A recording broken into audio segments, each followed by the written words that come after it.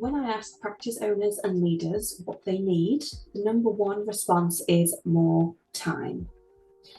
As a business owner myself, I can't tell you how many times I've said over the years, I'm just so busy, there are just not enough hours in the day, or I don't have time for insert something here. And there's a quote people love to say in response to the I don't have time excuse, which is everyone has the same 24 hours as Beyonce. True, we do, but we don't all have Beyonce's resources. However, there is one resource that we share with anyone who is super successful. Something that's completely ours, it's personal to us, and something that we have a degree of control over, and that is energy. Because even if your day is properly prioritized and organized, if you're lacking in energy, then you can't get the work done effectively anyway, if at all. So being aware of and managing your energy levels is crucial to getting things done and to a high standard. Recently, in a coaching session with a client, she told me that she did her weekly one-to-ones on a Friday afternoon, but by that time came around, she was exhausted and she could barely string a sentence together. And it meant she wasn't bringing the right energy to these meetings, she wasn't fully present or invested as much as she wanted to be, of course. Now, simply changing when she held these one-to-ones meant they were more productive and meaningful, which had a knock-on effect on the team's engagement, motivation, and happiness. Now, sometimes you can't move things around to suit you, and so you have to manage your energy around a meeting or an event instead. If you know you have an important meeting coming up, what can you do throughout the week to ensure that you show up to that meeting as your best self?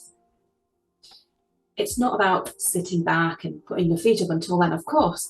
It's about looking at ensuring you develop habits that ensure you fill your cup instead of pouring from it all the time.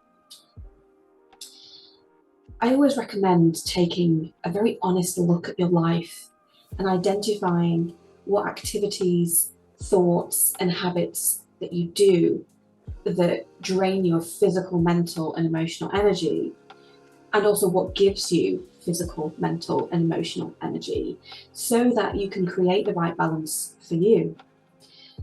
Once you know what these things are, you can look ahead to each week or even each day and see how balanced the draining and the renewing activities are going to be for you. Then you can make tiny tweaks to even out the scales.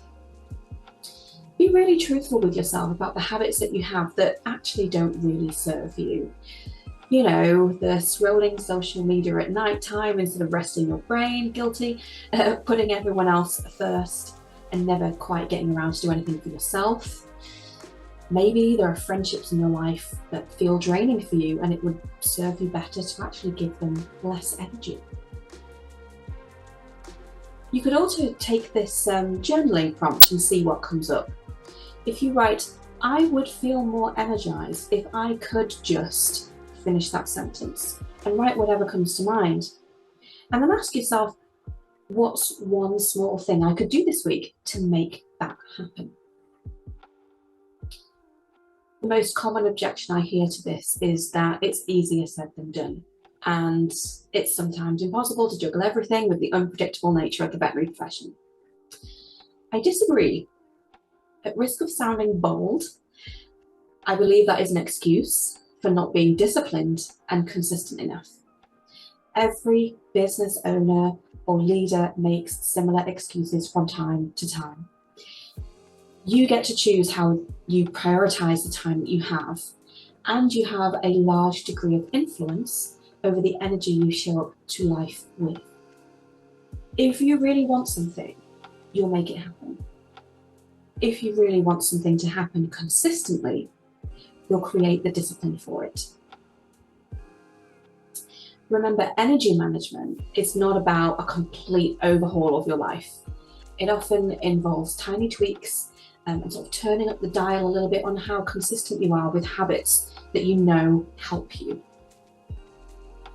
The thing about a balanced life is that the things that you know are good for you are often easy to do and equally as easy not to do. That's the problem. You have to be committed to the outcome. You have to be committed to yourself. So tell me, where are you not fully committed to making stuff happen right now? And what difference would it make if you were?